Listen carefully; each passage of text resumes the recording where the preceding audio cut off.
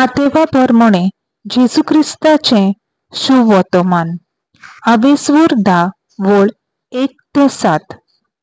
आपल्या 12 शिसांक आपोवन हाडून जेजून तांकां मेल्ल्या आत्म्याचेर अधिकार दिलो आनी देंवचार काडूंक आनी सगळ्या जिन्साचो पिडा रोग बरो करूंक तांकां पदवी दिली.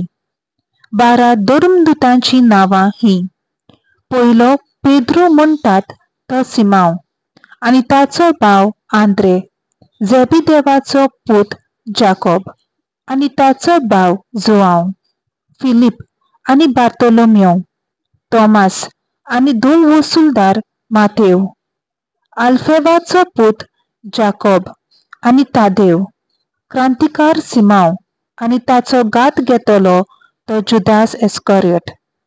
ह्या 12 जाणांक जेजून असो उपदेश दिवन धाडले: ओन भावाट्याच्या गांवांची वाट दवरूं नाकात आनी सामारिकाच्या नगरांनी भितर सरूंक नाकात, पूण अदीक करून इस्रायलाच्या घराण्याच्या सांडलोल्या मेंढरां सरशें वचात आनी वचून सर्गीचें राज येवचें जालें अशें परगट करात.